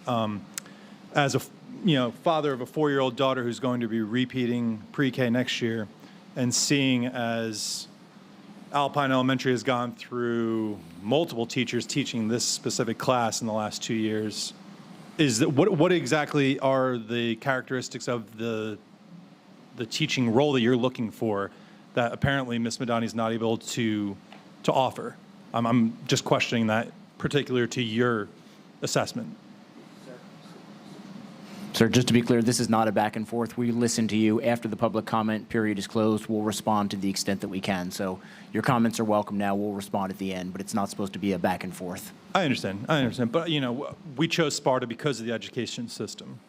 And I would like to believe that when people are appointed, voted into the board, that it actually means something. But if it's just the opinion of one person, then what are we doing here? Why did so many families show up tonight to advocate for an incredible young woman when the decision was made by you, Dr. Beck? I don't know what else to say. Are we gonna be in the same position a year from now, where my daughter's gonna be losing another teacher, and we're gonna have to explain to her that I guess this is how things roll in Sparta, where you'll have a teacher for a little while, and then something goes wrong, boom, they're out, insert a new one. Is that really what the lesson that we're gonna be teaching our children? It seems wrong.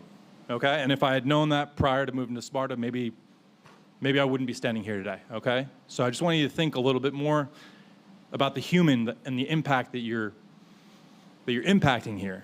There's a lot at stake for Ms. Madani. We've all advocated how much she means to us as a teacher, And I really implore you to reconsider. Please. Thank you.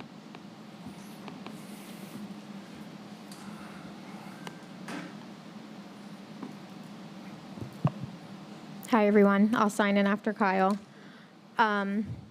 Respectfully, I know many of you from other avenues here on this board. I'm a huge advocate for the district, not only as a former teacher, but I serve on the board of the Sparta Education Foundation. And I just want to say that I'm so disappointed in the display of the lack of support and genuine talent today. As someone who used to teach, as I stated before, some of the children of the board members. I don't know you, Dr. Beck. I taught here many years ago. But again, this school is special. We came here for a reason, as Kyle said. When I left this district, on my own accord, we were moving for his job, I was devastated. This building and this district is so special, and the staff is so talented, and I wouldn't be here today sticking my own neck out as I choose to participate actively in our community and for our schools if I didn't believe with my whole entire heart that this person belongs in the classroom. So ultimately, I still respect each of you for your volunteerism and the time that you spend serving on this board, but it is so unfortunate to lose somebody per an unjust recommendation on Dr. Beck's part, to not dissect the results of the investigation at hand and place her back in the classroom is just negligent. Every staff member in an inclusion classroom should be educated on how to handle every child in that classroom and their need. And I will leave it at that. Thank you.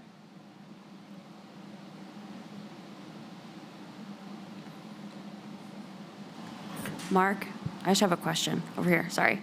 Are you able to explain just like the process in general of personnel to the public, just so they understand what happens when there is any type of personnel issue? That's the discussion that you saw us having. Yeah, at PA. yes, We wanted absolutely. I was that going to wait till the happen as public well. participation session was closed and dive into that a little bit deeper.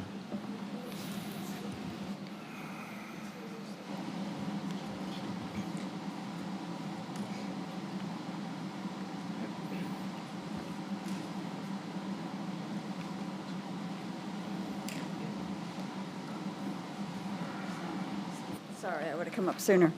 Jenny Derricks, I'm just asking for an update on the school expansion program, district and board goals. We discussed this at the last meeting.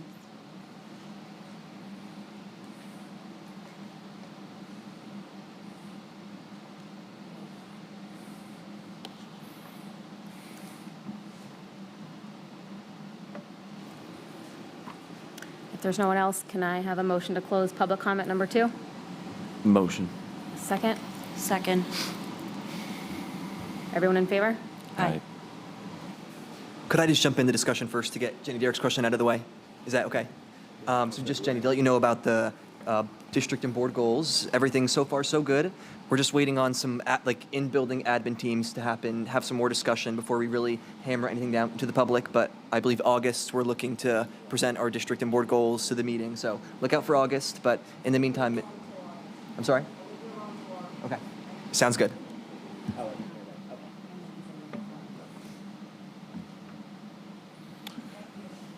And regarding school expansion, I believe you're speaking to the referendum, right?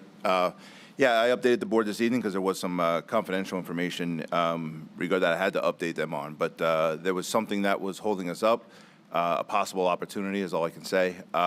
That's by the wayside now. So we're back on track, and we are now talking about the next steps and what those next steps are, choosing a design, and when to go out for a referendum vote. So we're moving forward.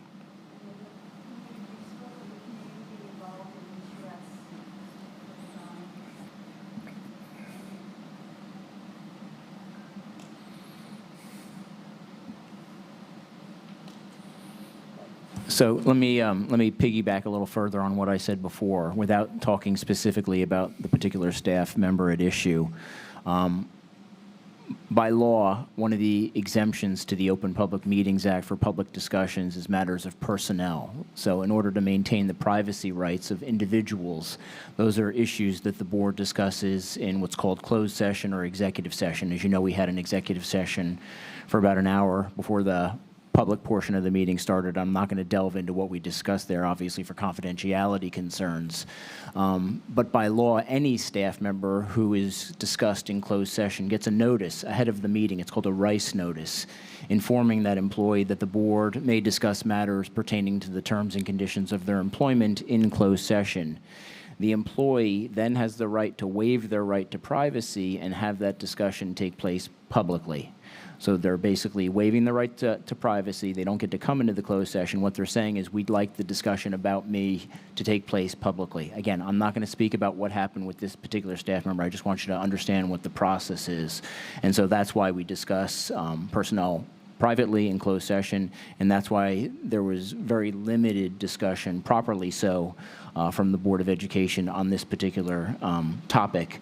By law also, a board cannot appoint a staff member, terminate a staff member, transfer a staff member without the superintendent's recommendation. And so what that means is a board member couldn't raise their hand tonight and say, I appoint Jane Smith to be a middle school teacher for the 24-25 school year. That could not happen without Dr. Beck's recommendation. And that's why all these personnel issues that come up are upon the recommendation of the superintendent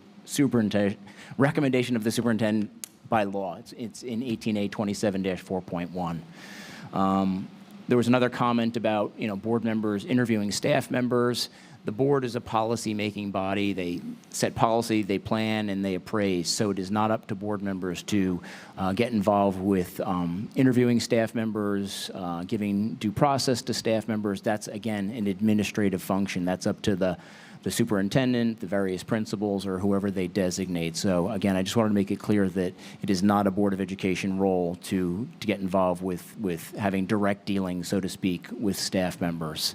So I hope that clarified some of these issues for you. We're done with the public participation now, sorry. And I would just say along those lines, well, I can't speak about this situation specifically. These decisions obviously don't come easy. It's tough on my part to hear the impact, but have additional information as well. It's unfortunate that when decisions are made, that full information cannot be shared with the public. It's really a point of frustration, but I understand where you folks are coming from. I just have more information.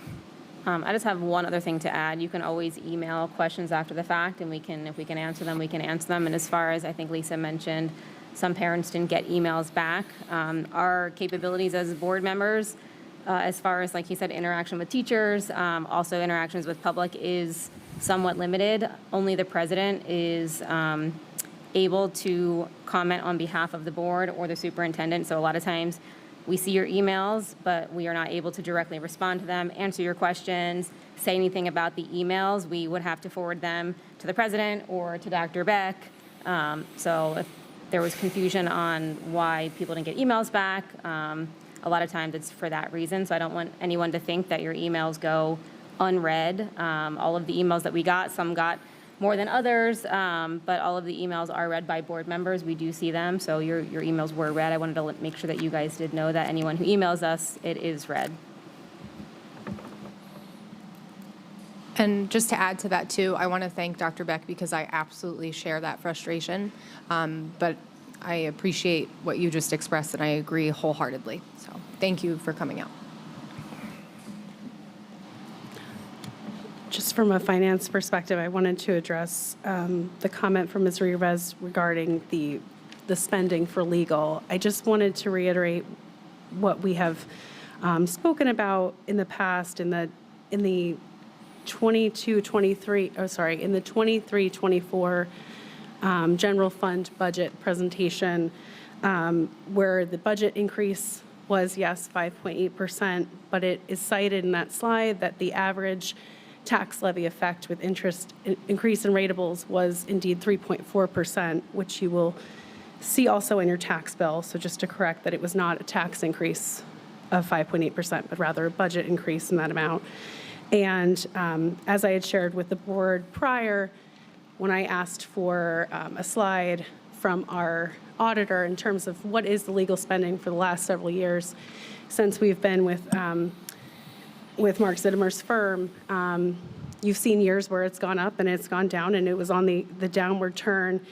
The slide that I shared with the board was that legal spend is 25% of the, if you look at a pie chart, of the general, excuse me, I'm looking back at this so I don't misspeak here. Our general administration expenditure breakdown, which represents 1% of the budget. So I applaud my members for my fellow board members for saying, let's stop raising taxes so much, I guess is really what we mean, truly, but we're looking at 0.25% of the total budget here. So I do think everyone is taking measures to mitigate spending, but since we are talking about facts, I wanted to reiterate that. Thank you. If you don't mind, since that's regarding something I said, I want to make sure that I clarify. I hear what Lauren is saying, and I know that that was something that she presented, I want to say at the February meeting perhaps, the point to the auditor and the total admin costs and the percentile that's based off of, but that still doesn't take away my concern. And I will reiterate that we had budgeted $150,000 for the 22-23 school year last year and ended up spending $237,997. So I'm not sure where nearly, obviously exaggerating, but almost $100,000 over budget. Whether it's 1%, whether it's 15%, whether it's 25%, I think every dollar counts, to Chad's point. And that isn't even considering the 21-22 year where we spent far more. We are on a trend, and I find that trend problematic. And again, whether or not we agree on the number, because a point was raised by Dr. Beck, which I, again, wholeheartedly agree with, it's what we are paying our attorney for. It is, regardless of who the attorney is, what are we paying for? And that is, is a whole myriad of issues relating to that, which I understand. I know you had mentioned special education earlier. I'm looking at the situation holistically. It is not a one approach. I'm not only looking at Oprah. I'm not only looking at general legal or ongoing anything. It is a whole approach. And my concerns remain. I want to say we're close to, and Mark, correct me if I'm wrong, nearly almost $1 million since 2019. Does that sound about right? So this is my point where I feel like this is an area within our purview. And again, I will reiterate that while Ms. Black works tirelessly, constantly to explore ways for us to save money, and frankly, you do too, as our finance chair, looking at smaller contracts, much smaller contracts, and finding small thousands, I say why not just take it out for a bid? Just hear our options. And what I'm, again, and not to offend, but I feel like I'm hearing more excuses than reasons. So again, if anyone has any data or facts relating to why we shouldn't go out for a contract, or excuse me, a competitive bid, I would love to hear them.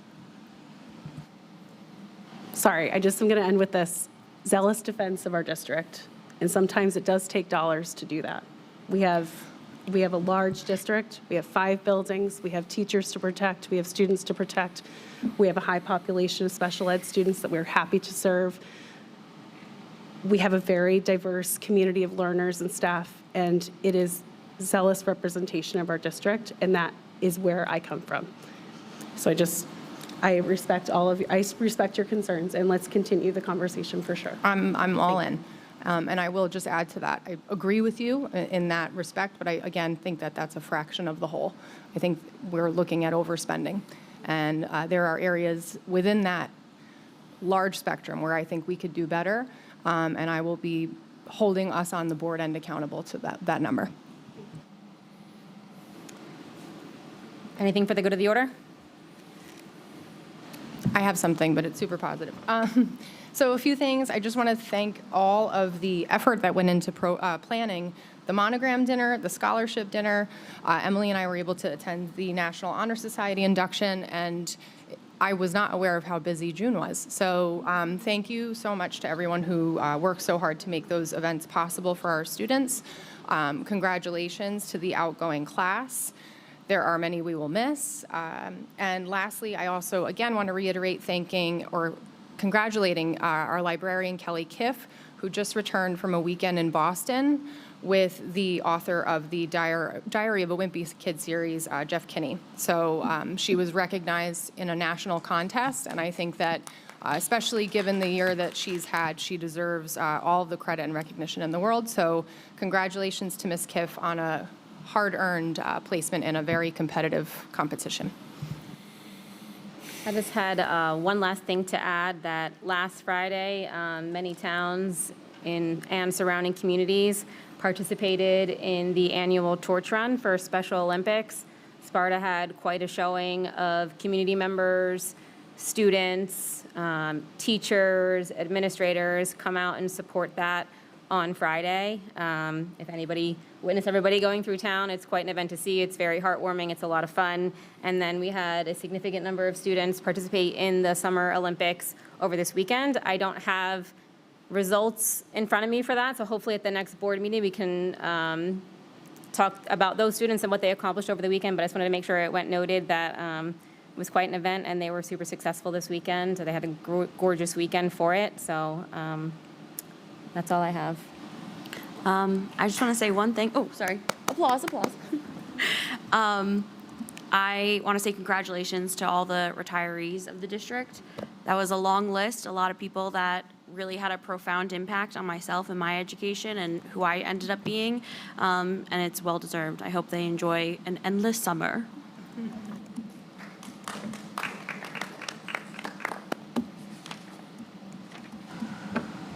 All right, can I get a motion to close? Motion. Second? Second. Everyone in favor? Aye. Aye. Let's not do it one more time.